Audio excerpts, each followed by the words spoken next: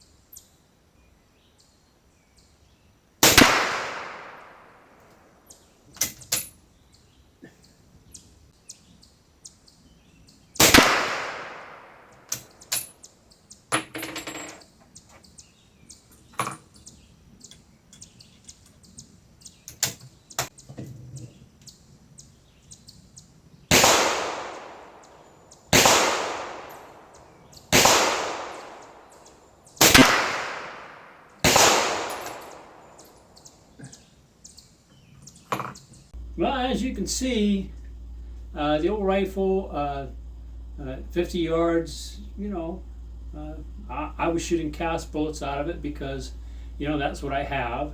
But, I'm sure it will do just as well, if not better, with jacketed rounds. And,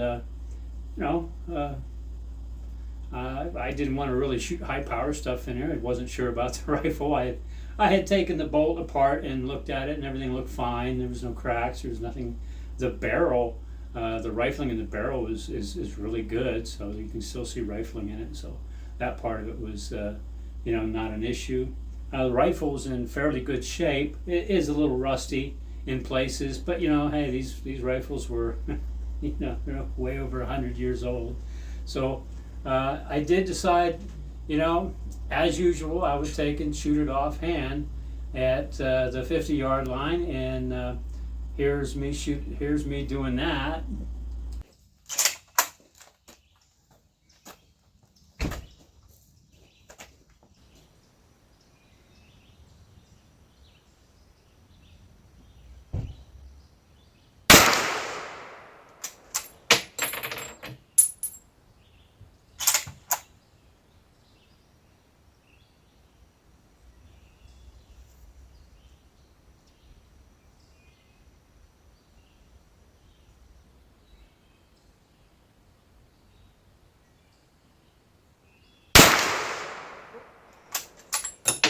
That was me.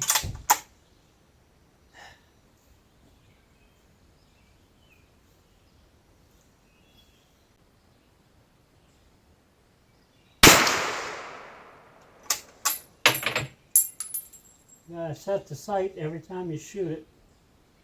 You don't put way down.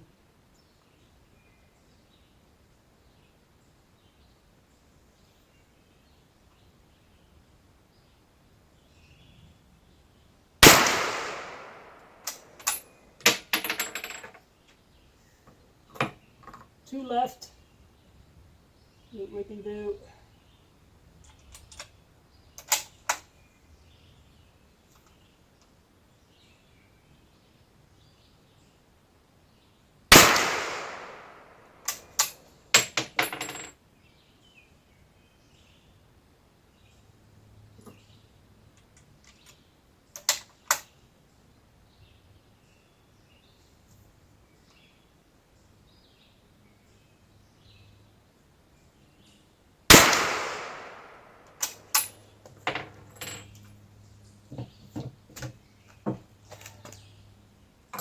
Well, it's hot and I'm tired, so can't imagine that was that great. And you can see now after that, you know, I was starting to get a little bit tired. It's starting to get a little wore out. It was pretty warm out there, and you know, I kind of had some garb on in case I had any issues with the rifle, but it turned out that it shot just fine. I think there was a couple shots that I knew I'd threw, but one of the things about the rifle, and I don't know if it was in the video or not, but there's a set screw that's missing off of this sight, where you take the sight up and down with this, and this adjusts for your yardage, but there's no screw to hold it. So when you set it, you sight it in. Every time you shoot it, then the sight just goes back to zero. So you have to kind of push it back up to where it was. You know, I push it back up to where it would be close. So, I mean, if I was able to tighten the rear sight down, it probably would even do better, which, you know, it's pretty amazing for a rifle that is as old as this one. My grandfather had taken a buck every year for 25 years, and my mother and my aunt decided to have an article put in the paper with us back in the 1960s or early 70s about him doing that. And he wasn't too happy about it because, you know, he thought it would jinx him, and sure enough, it jinxed him. He didn't get a buck for 3 years. So, but you know, this is the rifle he hunted with. It's been a pleasure to take it and shoot it. I had never shot the rifle.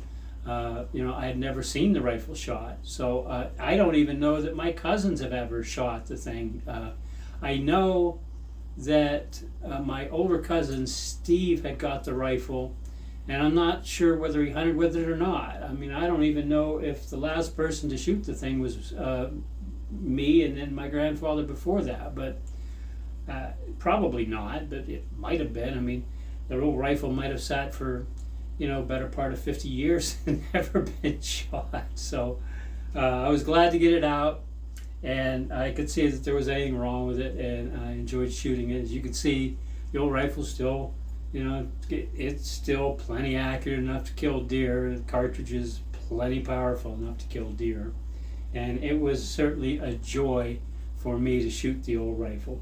I don't know if I had showed you in the video, but these are kind of unique in that, you know, they have this side plate that you can just kind of dump your load and ammunition in there, and then, you know, the bolts are just so whisper smooth that, you know, it just works just like that. This particular sight is what they call an O2 sight, and it has a windage adjustment, which really makes it nice because, you know, not every bullet, not every powder charge, not every cartridge shoots the same. So on this particular sight, you can adjust not only the elevation but the windage, and you can see, and I'll show you here, I have this thing stuck in here, but you have a windage adjustment on here that allows you to adjust it. And when I was shooting it, shot to the right, and I mean, in full disclosure, it took me about 8 or 9 shots to get it zeroed out because I just wasn't familiar with the rifle. One of the big things is, you know, I would set it, I would just keep setting it for the yardage, and I'd shoot one and I'd shoot another, and what I didn't realize was the sight just would fall back. So I was chasing it for a while, but I got it figured out. And even when you're watching me shooting, I tried to cut some of it out just for time's sake. But if you'll see me maybe once or twice just reset the sight, and I had a spot where it would shoot at 50 yards. So, and the rifle will shoot at 100. It was just so doggone hot today, close to 90, that I just didn't want to get the cameras all set up, so I got lazy. But yeah, it was kind of fun. I mean, this is my grandfather's deer rifle, and as you can see, it is a long rifle, and it holds very nice. I didn't have any problem shooting it offhand, other than the fact that I was a little bit tired, but the sights are very fine on it. And this does also have which is kind of different that I had never seen. On the back sight, it has a little peep that flips up, and you can click that up, and then you're looking through a peep, you know, and that's kind of a cool thing. I didn't use it, and I think one of the reasons I didn't shoot out to 100 yards was where I didn't bring my eyeglasses. I had my prescription sunglasses, but not my regular eyeglasses, and that you know, that wasn't going to work for me out there at 100 yards. I need the glasses to be able to at least see the target. So this is my grandfather's 30-40 Krag.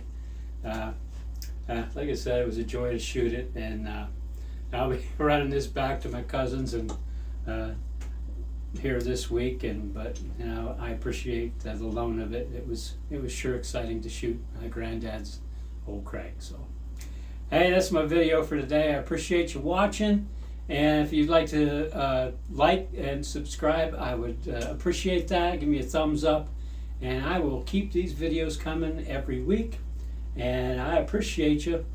I'll see you next time.